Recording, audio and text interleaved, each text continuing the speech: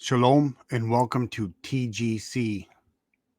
As you can see on the screen, we are going to speak about Piers Morgan and these people that are in favor of the extermination of Jews in Israel that he has had on his shows recently. And we will just see what they have to say, go through a few clips, and I'm hoping that this video makes its way to Piers Morgan.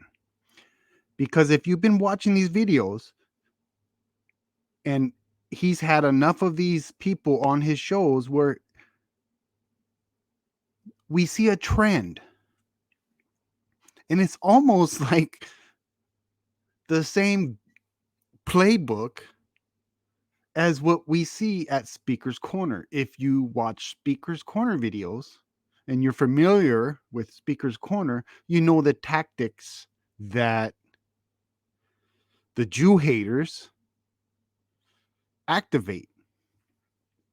But let's just get into it because I have a few things to tell Piers Morgan and anyone else who listens to this video. I agree with the fact that the Muslim world should have the Islamic system. Yeah, I didn't say I agree with it. I don't use words. You like want that full about Sharia people. law for this country? For this country, I'm working for, our group works for Islam, the restoration of Islam in the Muslim world. But here, We work to uphold Islamic values in our personal life and in the Muslim what about, community. do you want And we Sharia actually law try- here or not? I would love, you know what? You'd love it? No, I tell you what, in this last 2 months, one of the strangest things has been where people here have been looking at the people in Gaza and they've been going and looking and reading the Quran and they've been looking at it. And I'd invite you and your audience to do that. Just to clarify. I would do that. And Just they, clarify, and you would they like are Sharia not- law here? And they are not convinced by these doctor. neocon Would you like Sharia Islamophobic law here? tropes and caricatures of Islam, are they? Actually, I don't think... people who, All I've done is ask you straightforward questions. yeah. You've revealed your beliefs in the answers. Yeah, you have. You may not even realize what you've done, but you have. I believe in Islamic law, and I don't believe in the caricature that you try and present of Islam. Would you like Sharia law in this country? I would love to see you want Sharia law in this country. I don't want Sharia law in this country. Well, that's your wish. So as we see, this Muslim dude cannot answer a straight up question, nor can he give a straight up answer. And he told Piers Morgan he would like to see him under Sharia law. And anyone who deals with these Muslims, we know why. Because we know what would happen to Piers Morgan. Yo, Piers Morgan, we know what would happen to you under Sharia law. You'd be 6 feet deep. You'd be stoned to death. That's why he said, I would like to see you under Sharia law. And let's not get it twisted. Let's not beat around the bush. Let's be men. Let's be grown up. They want Sharia law worldwide. Yes, Piers Morgan. He wants Sharia law in England, in the United Kingdom. Full stop. Without a doubt. There's no ifs, buts about it. He realizes he is on an English television program and he knows there's an English audience and he has to be careful with his speech, with his language. But make no mistake about it, Piers. He absolutely 100% wants Sharia law imposed in the UK, along with any of these other Muslims that you have on your show. When you watch these Muslims speak on his show, they're very selective with their language. They're very careful to the audience that they're playing to, and they're trying to make themselves, the Islamic world, the Palestinians, as victims. They play the victim card. Full stop. Without a doubt.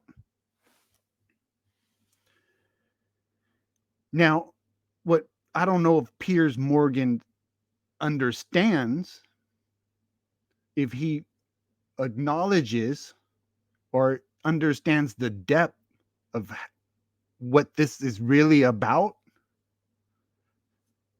This is a holy war. This is Islam trying to eliminate the Jews off the face of the world.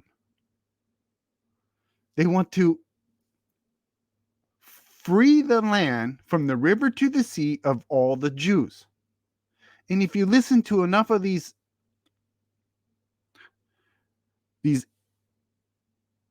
chants that goes on, if you look them up and look at them and read the subtitles, because if you really want to know what they believe, listen to them in their own language and get it translated.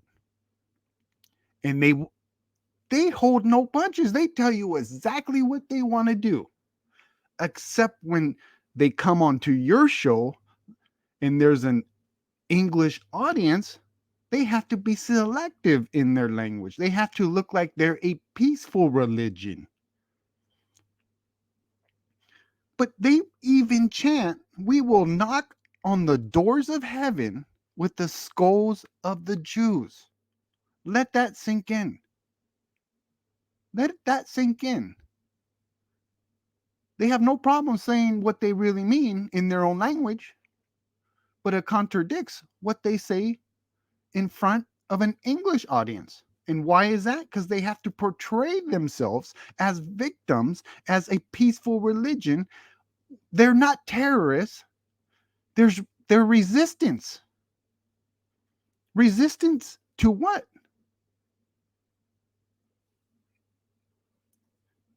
The promised land, the land of Israel, was promised and given by the God of Abraham, Isaac, and Jacob to the Jews. Now, after 70 AD, they were dispersed. And we had the Ottoman Empire, right? The Caliphate. And Muslims will always play the card. Well, you know, Christians and Jews lived in peace when they lived in Muslim land.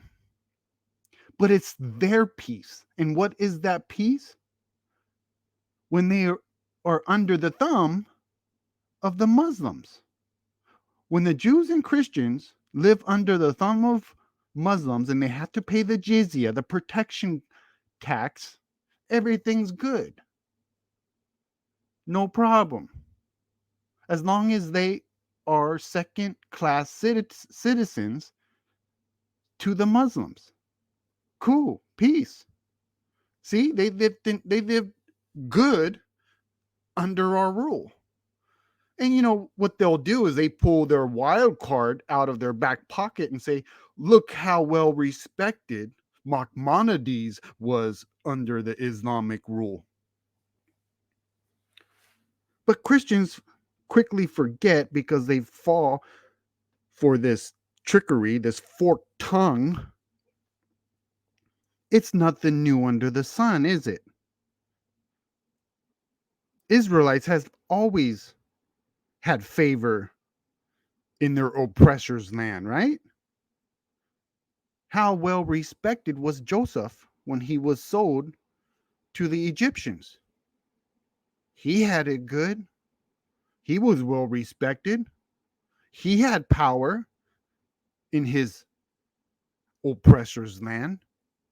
Or even Daniel. Let's talk about Daniel. How well respected and how much power did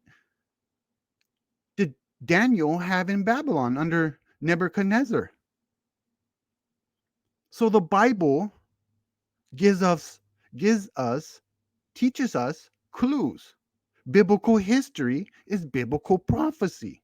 So the enemy of the God of Abraham, Isaac, and Jacob by extension of the enemies of his people, Israel, are Muslims. It's Islam.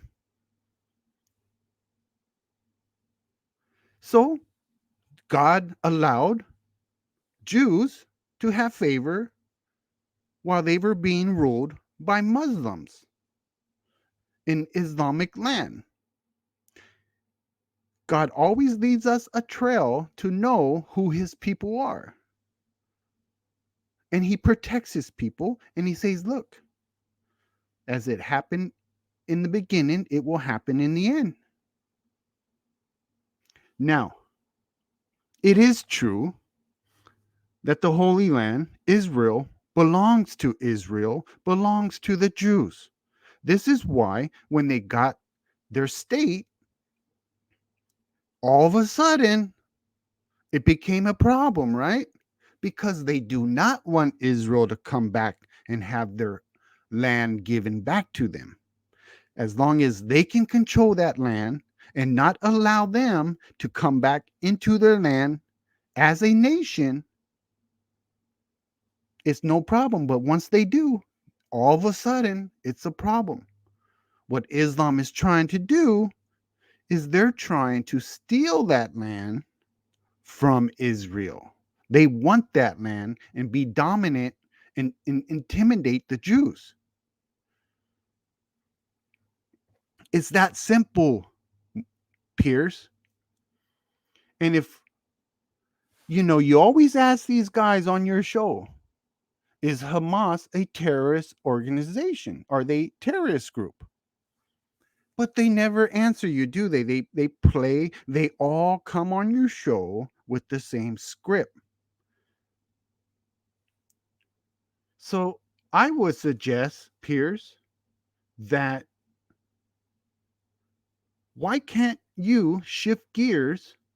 And if you really want to expose Islam for who they truly are, because the Holy Bible teaches that Islam is the biblical end times antichrist beast system.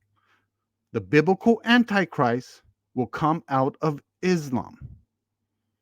It's that simple, it's that plain, it's taught in our holy scriptures found in the one true book, the Holy Bible. Now, Islamic end times teaching of the last hour teaches that they will fight the Jews and the Christians. How convenient is that? Why don't they talk about that on your show, Piers? Shift gears, bring up end times prophecy, bring a Christian on there who knows their biblical end times prophecy, and bring any Muslim you want to talk about end times prophecy of Islamic teaching. Why is it that when Jesus returns and his second coming taught in the Holy Bible, why does he fight Islam?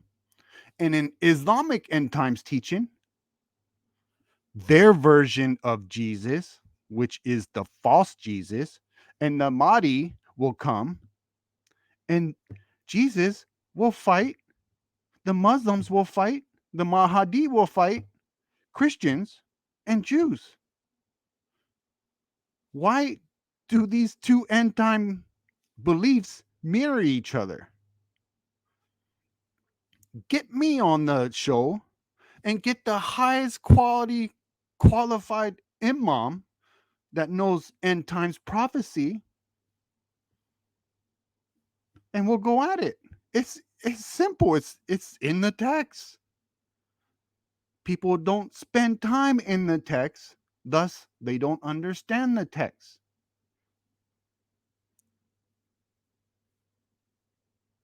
They truly are the religion of peace, and they love their scriptures, they love their Islamic beliefs. They should have no problem speaking about their end times belief. But what that will do is, one, expose their forked-tongued lies that the God of the Quran and the God of the Bible are the same. Because clearly, just end times prophecy alone, the two books are fighting each other. The people of the Bible and the people of the Quran will be fighting each other at the very end. So you got the same God fighting against himself? Expose that lie. Just have them talk about end times. I'll come on. I'll show nothing but scripture. And you think I'm not lying? You think I'm lying? Listen to this.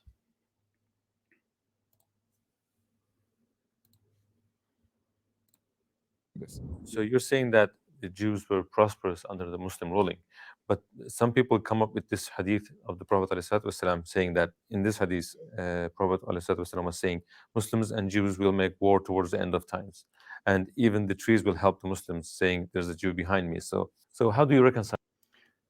So for one, did you see how the video jumped, right? Because he did not play the whole entire hadith. But lucky enough, we just so happen to have it. This hadith is Shari Bukhari, hadith 2926, up here, right? Allah's messenger said, the hour will not be established, the end times, until you fight with the Jews. And the stone behind which a Jew will be hiding will say. Now he stopped there, didn't he? The video jumped. It's edited. Why? Just as I said earlier, they are speaking to an English audience, so they have to portray themselves as peaceful and as the victim, like they have to explain themselves how peaceful they are. But I'll start over so there's no interruptions. Allah's messenger said, the hour will not be established until you fight with the Jews, and the stone behind which a Jew will be hiding will say, O Muslim, there is a Jew hiding behind me, so kill him. So the Prophet of Allah, Muhammad, is telling his followers, the hour will not be established, the end times, until you fight with the Jews, and the stone, a rock, a boulder, whatever you want it, a stone, let's just call it a stone, but we know what a stone is. And the stone behind which a Muslim or a Jew will be hiding will say to the Muslim, O Muslim, there is a Jew hiding behind me, so kill him. So let's go back to this. Let's see how Adnan answers this question. All these things. Okay, look, the hadith itself gives the answer. This is end times. Okay, there will be wars. This is basically apocalypse, or this is basically to do with eschatology. Eschatology basically is a study of the end times. This is about the end times. This is not the policy of the Muslims, right? So here you go, Piers. You have a Muslim here who's saying this is about end times. Just as I just told you, Piers, the enemy of Islam in end times are the Jews and the Christians. Let me repeat that in case you did not hear me correctly. The enemy of Islam during the end times, because you have this Muslim right here saying that hadith, which a stone will cry out to a Muslim, yo Muslim, there's a Jew hiding behind me, so come and kill him. Because it's end times. He said it himself. You heard it from the horse's mouth. It's not me lying. It's me telling you what they're about. This is everything that's going on right now in Israel. It's a holy war, and they will never stop. Never. They live and breed to eradicate the Jews off the face of the earth. And when they're done with the Jews, they will go after the Christians. It's them going after the Saturday people. Then they will go after the Sunday people. And if you don't believe me, just look worldwide of the persecution of Christians in Islamic nations. Just do Google search it. Look for it for yourselves. And you come back and you tell me I'm not telling the truth. So Piers, every single Muslim that you have been having on your show, without a doubt, they want Sharia law imposed in the UK. Without a doubt. And the best thing the people of London can do is vote that mayor out while you still can. Because every single Muslim is going to vote for him to keep him in. And as that population of Muslims grow in the United Kingdom, as soon as they get the majority vote, they're going to vote Sharia law in. They're doing it without bullets. Whether people want to open their eyes and look and actually face reality, or they can continue to keep their heads in the sand. It's that simple. You hear it from yourselves. You heard it from the horse's mouth. What I just told you is end times prophecy. So why are they fighting the Jews at the end times? I thought they share the same God as the Jews. That's what they say. They tell us the God of the Quran is the same God as the Bible. But the God of the Bible, the God of Abraham, Isaac, and Jacob, his chosen people are the Jews. So the God of the Bible, being the same God of the Quran, picks a certain people as his holy people that he's went into a covenant with. You're going to go to a different people and say, yo, I'm the same God as those people over there, but although that I made a covenant with them and they're my holy people and I gave them that land, that eventually you're going to try to steal from them, and you're eventually going to try to indoctrinate anyone who will listen to say that that land does not belong to them, that they have no right to that land. I'm going to be the same God to you, but I'm going to have you fight them at the end times. And the rocks are going to cry out, yo, Muslims, there's a Jew hiding behind me. Come and kill him. It does not add up. Why? Because they are fork-tongued liars. They're trying to deceive all mankind that land belongs to them, not the Jews. When we clearly know from the authoritative book, the Holy Bible, that the Jews are his chosen people and he gave them that land. So how can they, with the straight face, that they can say Jews have no right to that land? Makes no sense. Now we have to hear this too, because I'm going to show this first. This is another hadith. Sahih Muslim, hadith 1767a. And what does this sound like to you?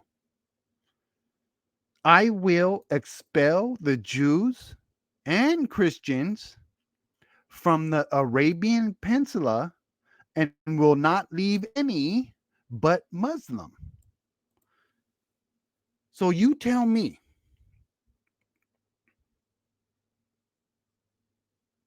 what does this sound like? Eradicating, he's going to expel Jews and Christians from the Arabian Peninsula and will not leave any but Muslim.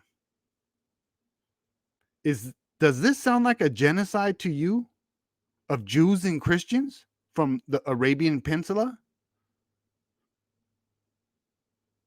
But I thought they were, I thought Jews and Christians had it good in Muslim countries. I don't know. How many Jews were executed at the time of Muhammad? How good did they have it? So why are they going against the Jews and the Christians? Because they are the enemy of the Bible, and the people of the book, Jews and Christians, are their enemy. This is a holy war, Piers. We need to shift gears for your show and start talking about end times, because we're just creeping up. We're getting closer and closer into it. It's all ramping up.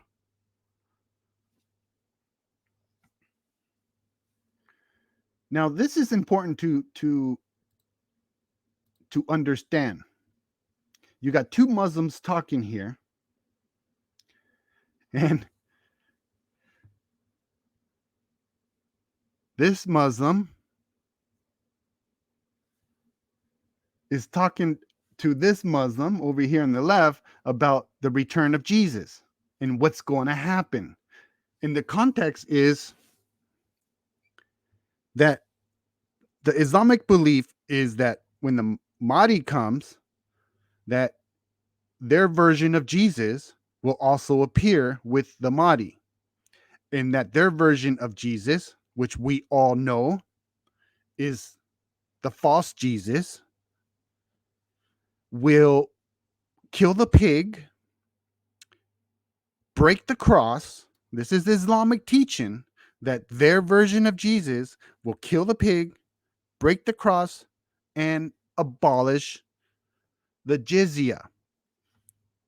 Now, for those of you who do not know what the jizya is, it is a protection tax that Christians and Jews had to pay the Muslims that the Jews and Christians that lived in a country, Islamic country, had to pay that country a protection tax called the jizya. It's a tax, protection tax, that when the Islamic Jesus returns at the last hour, the end times, he will do away with those three things: killing the pig, breaking the cross, and abolishing the jizya. Let's see what these two Muslims talk about, because they talk about this. Because this Muslim right here with the black glasses is trying to get this other Muslim to admit what that means. I want you to answer me clearly. Do you have anything from the Quran, Sunnah, the Sahaba, the Athar of the Sahaba, the Tabi'een or Tabi'een, yeah, or the classical scholars to back up the Ahmadi and Qadiani explanation of what the cross, the swine, and the Dajjal is? Do you have that? Yes or no? It's a very simple question. I'm not asking you what you believe. I'm asking, do you have evidence of what you believe from these? So I'm just going to pause it real quick and ask you, Piers, a quick question. Because these Muslims that you have on your show lately, you'll make a comment and they'll ask you, what's your evidence? Where's the evidence? They are speaking to you and your audience the same way that these Muslims speak and debate at Speaker's Corner. They're trying to corner you in. They're trying to make you look like you don't know what you're talking about to the audience, because where's the evidence? They keep asking, where's the evidence? The latest one was the Muslim guy was saying, what authority do you have to speak about the Sharia? So he kept asking you, what's your authority? What authority do you have to speak about the Sharia? It's a tactic that they use. They want to make you look belittled, they want to intimidate you, and they want to dominate you. And to the audience, they want to make you look like you don't know what you're talking about so that they can look superior. Their tactic is to belittle people, to intimidate people, and dominate people, and get people to be afraid of them. But we have nothing to fear. Nothing to fear at all. Because we have the one true book, the Holy Bible, and what they have is the counterfeit corruption of our Holy Bible called the Quran. But let's continue with this video and hear what they talk about, because this is important. From these five sources. What Allah means in regards He won't to answer. the cross. You will not answer and you will never answer. I'm not saying no. No, Listen to what I'm saying. I know. Answer my question. When Allah says when the sea will come and break the cross, it doesn't mean literally he break one cross. Evidence.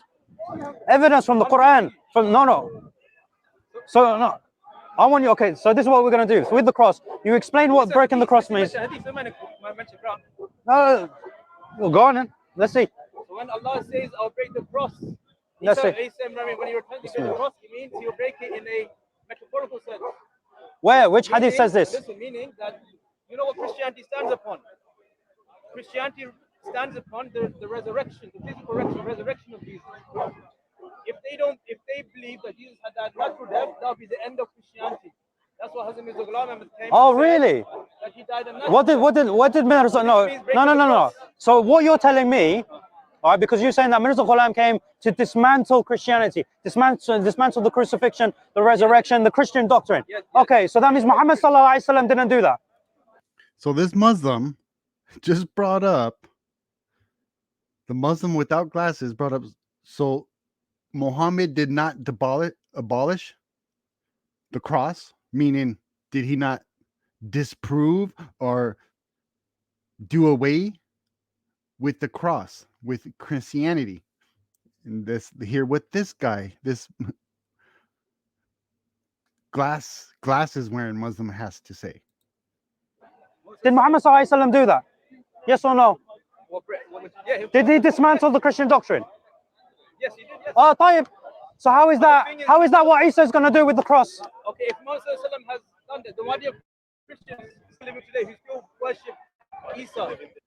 So he said yes at first, but then he answers, if Muhammad had done away with the cross, why are there still so many Christians here today?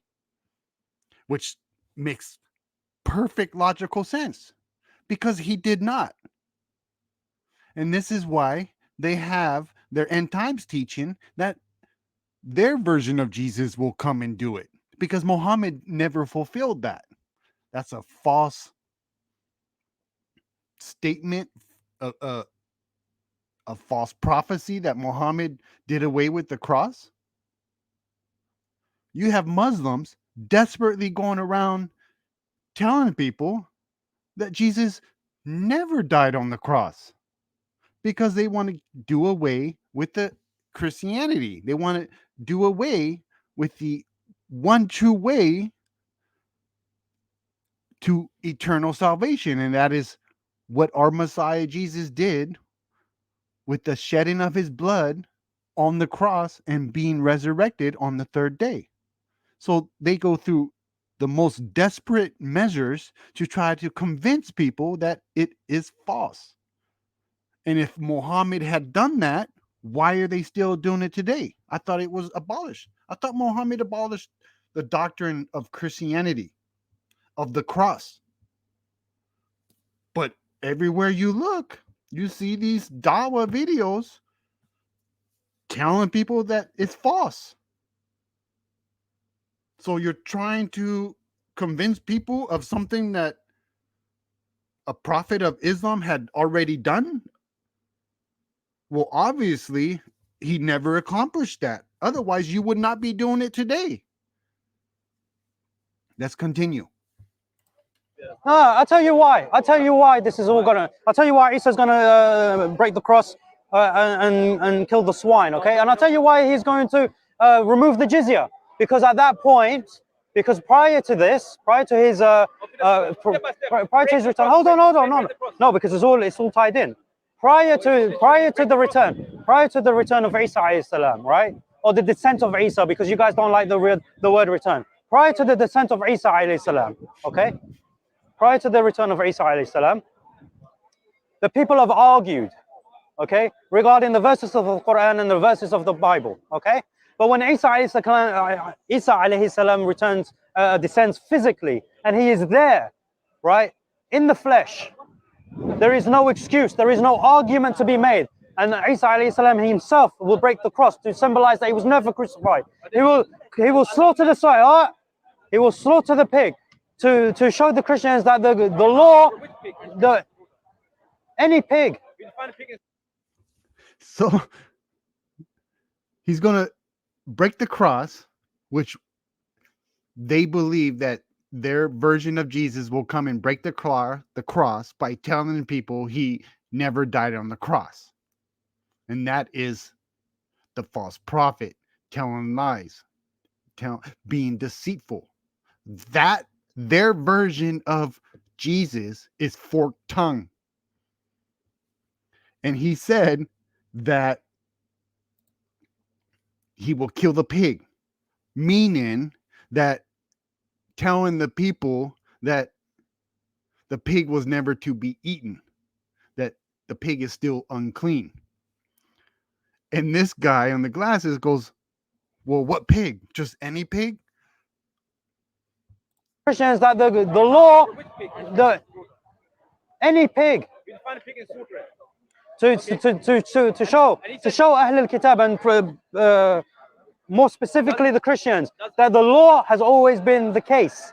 Okay? And so in reality, killing the pig is killing the Jews. And breaking the cross is doing away with Christianity. It's not, killing the pig has nothing to do with telling people that you should not eat pig, that the law still is to be obedient to. This guy on the left, in the black shirt, he's speaking through his forked tongue because he has an English audience watching him. And this is part of their dawah. Dawah by all means, right? This is cultural dawah. That's exactly what this is. Cultural dawah.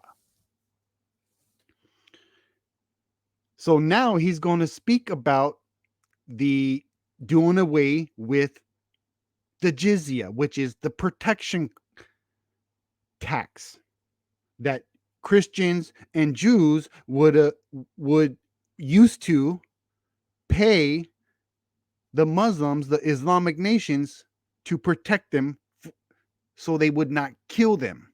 So they were a means to collect money from them while treating them as second-class citizens. If a Jew was walking along the sidewalk and a Muslim was coming towards him, the Jew would have to cross the street and get out of the way of the Muslims. And they used to make the Jews walk around barefooted. So, they live peacefully. That's what they said. They live peacefully in Islamic nations under Islamic rule, according to them. And don't give me this false hope how Maimonides or other Jews had it so good and they had power in Islamic nations, because we know the Bible tells us that before. You're just fulfilling prophecy without even knowing it. You're showing us who you are without actually knowing it. So go ahead, tell us more stuff, because we'll just show you where it was also in the Bible. Joseph and Daniel. No problem. Anything else you got? Because they have always had power in their enemies' lands. And you telling us that just proves that you're our enemy. Islam is the enemy of the people of the book. Islam is the biblical antichrist beast system that the biblical Jesus, Messiah, fights and destroys at his second coming, and it's all written in the Bible. But they will never talk about that, will they?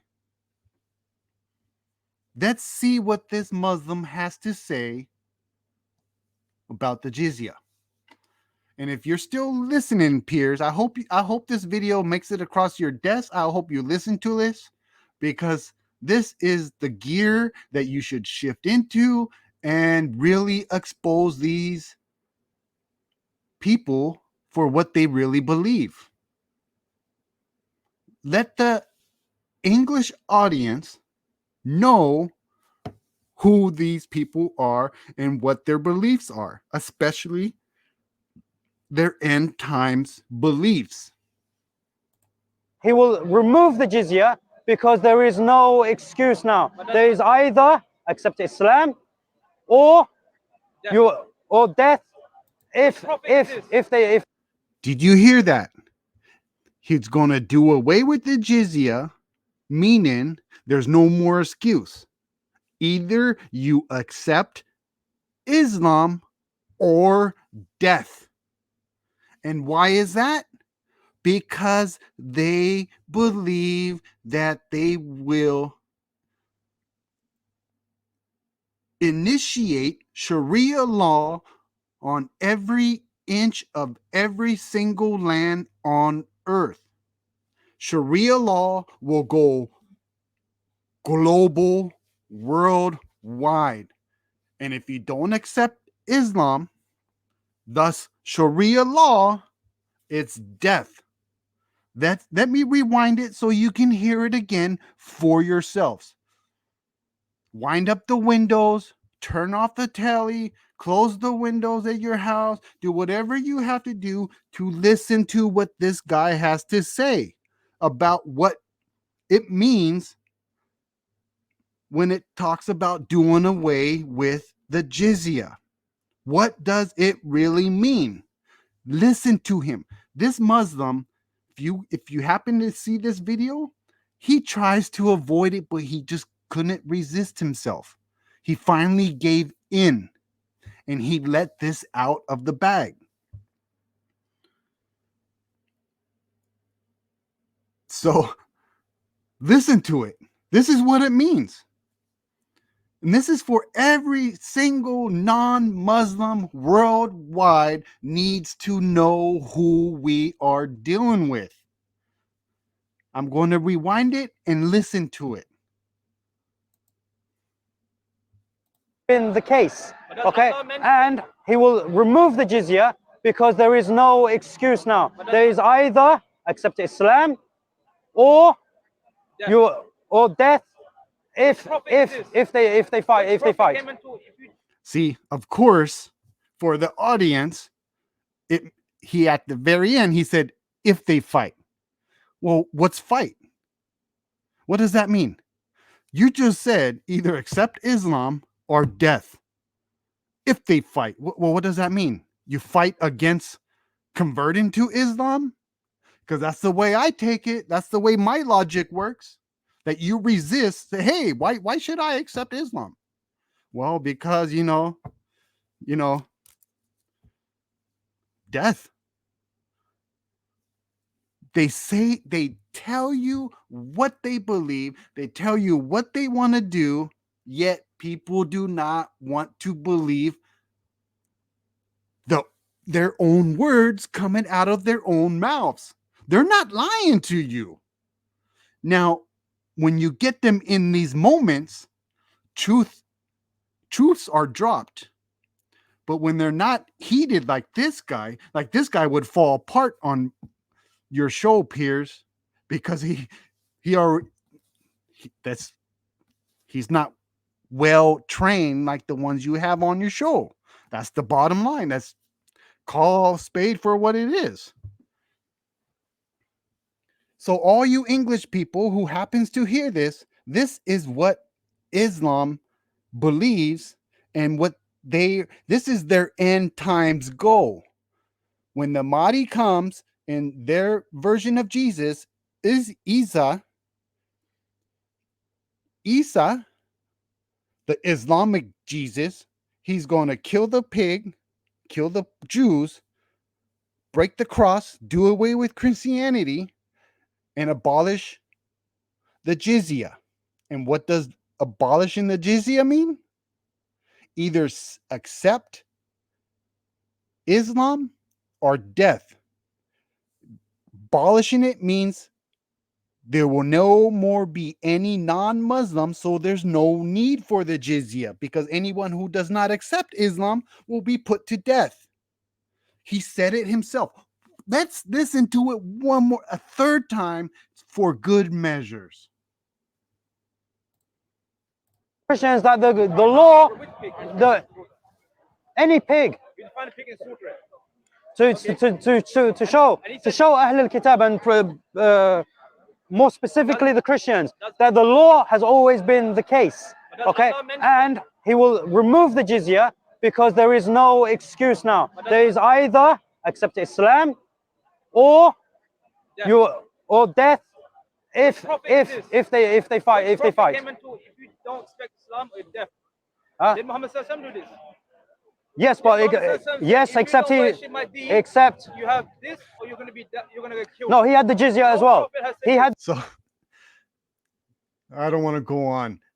You can listen to this video yourself, but they always tell you what they believe all the time, without fail.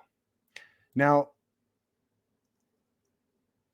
let us look at this video. And Piers had this guy on his show too, right?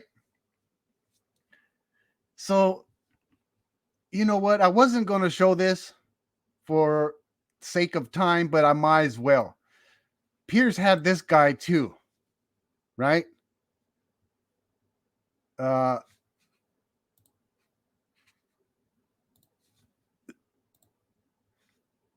So I'm going to show a clip here, and let us see the fruits of Islam, okay? We're going to listen to what he has to say. And you tell me if this is honorable. For one, is it honorable just to speak like this to another guy? Or is it honorable to say this on live telly? Now you have Herzog, who is the president that you interviewed, saying that all Palestinians, they are responsible. This man is being more slippery. He's being more slippery than the lubricants that he sells in his daughter's sex shop. And that's the reality of the situation. Did you really just say that?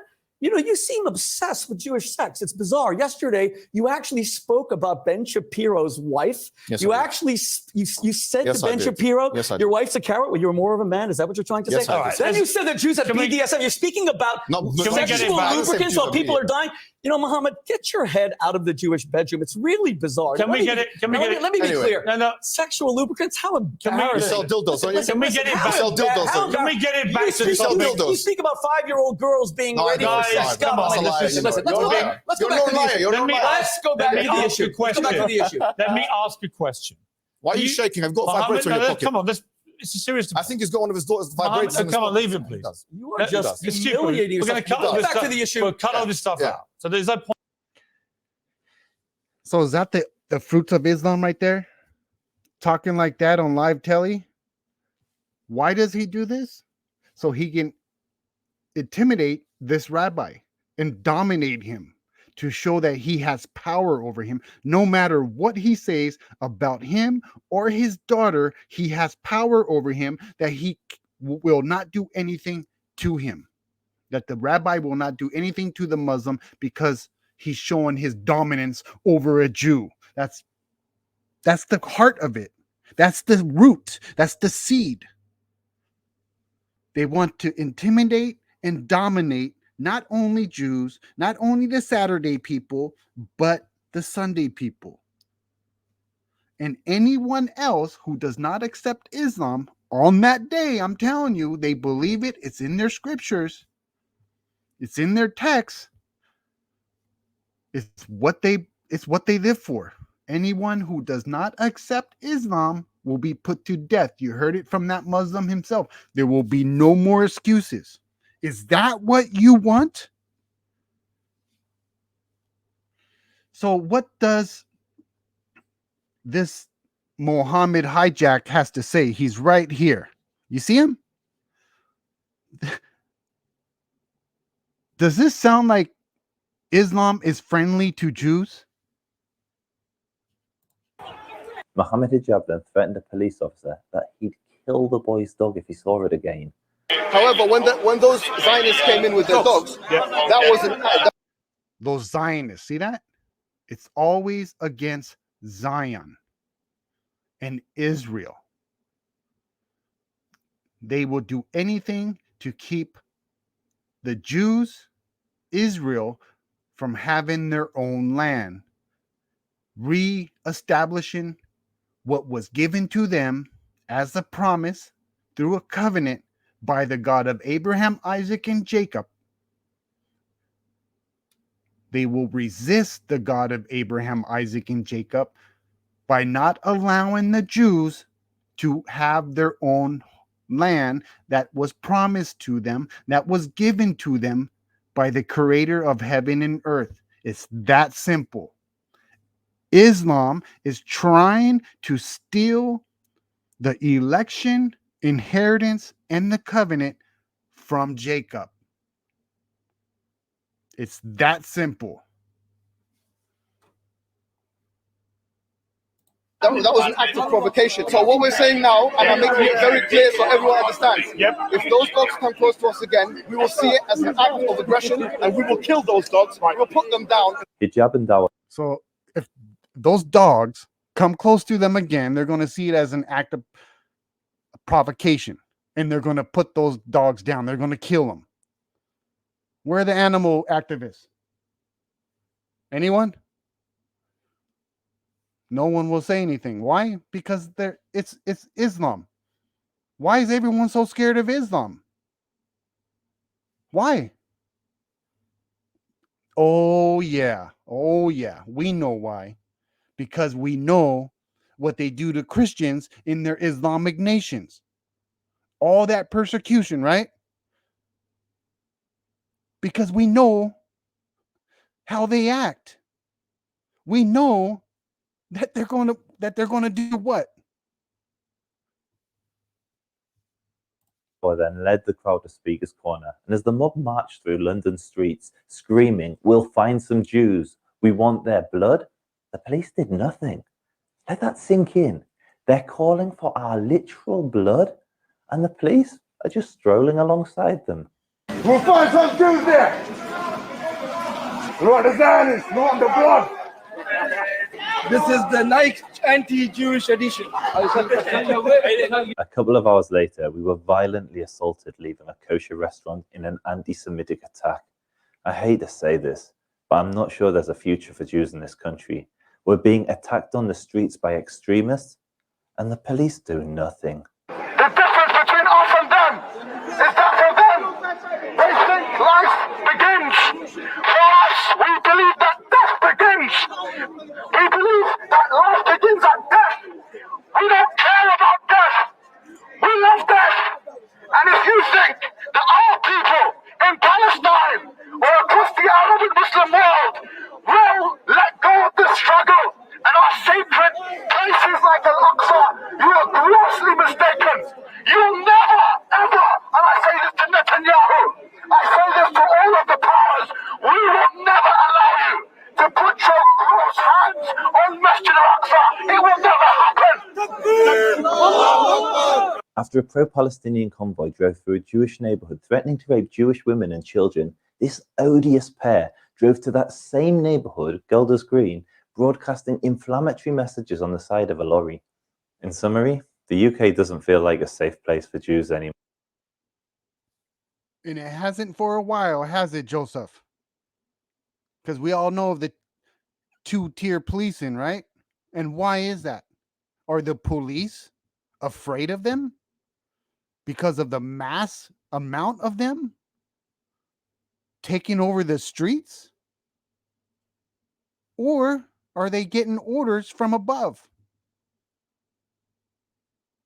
What is it? We don't know, but we know, we obviously see the two-tier policing. But that's the fruit that Piers Morgan had on his show of the name Mohammed Hijack, calling for the blood of Jews, speaking in the manner he did while talking about the rabbi's daughter on live telly. No shame. Where's the honor in Islam? Where is it? You tell me. If you're a Muslim, you tell me, is that honorable?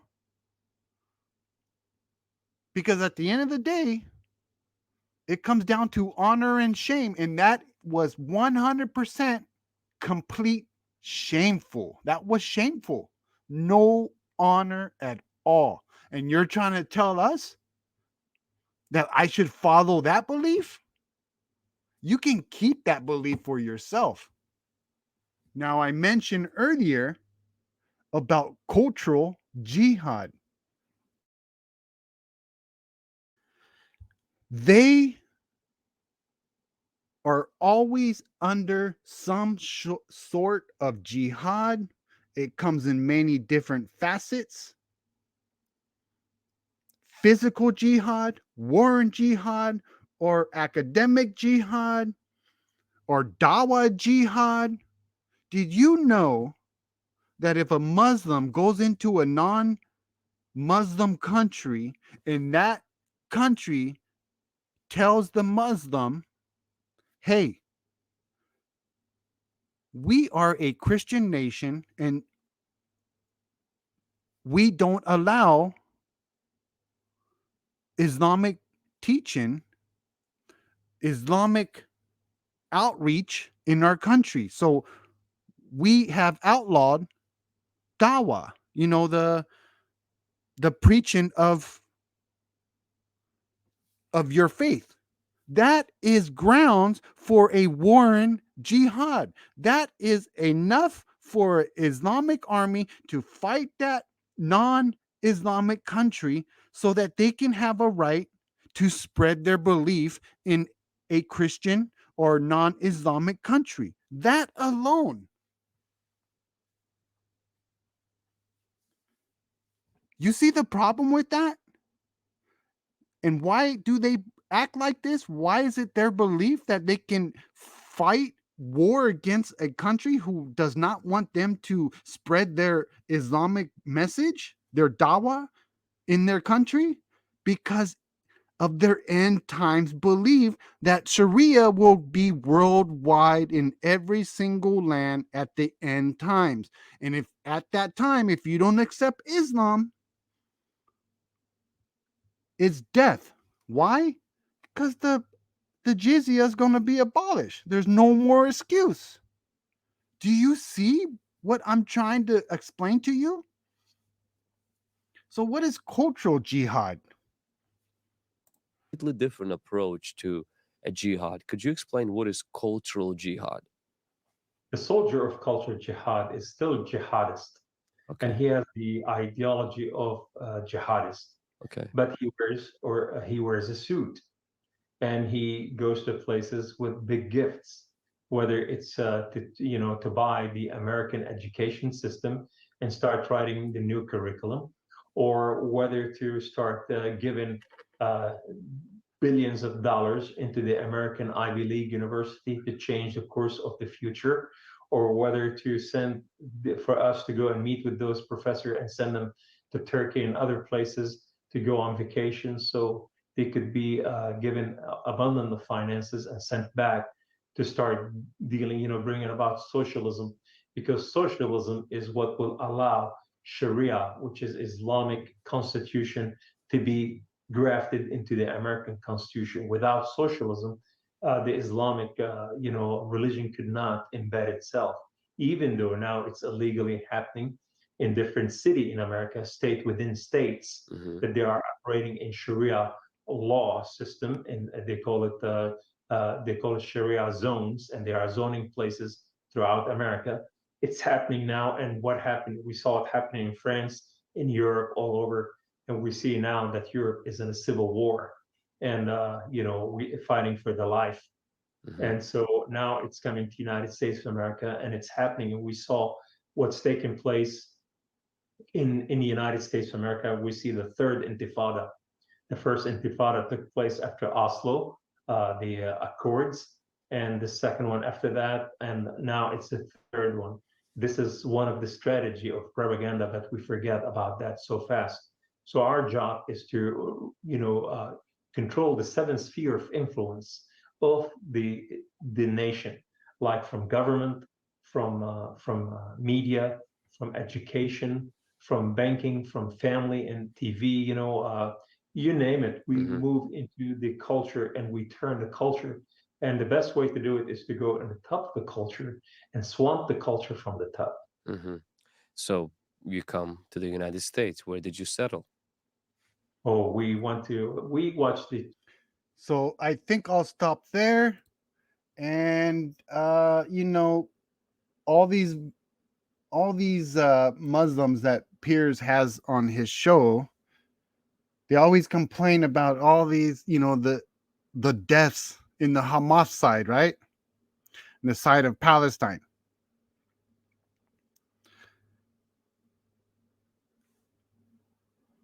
So we're in the Shahari Muslim Hadith 1744.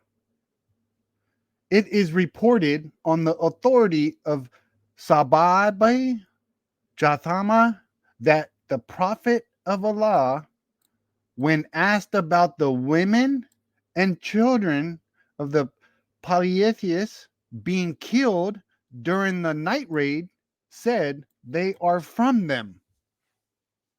So they'll tell you that, in their beliefs, they're not supposed to kill children and women.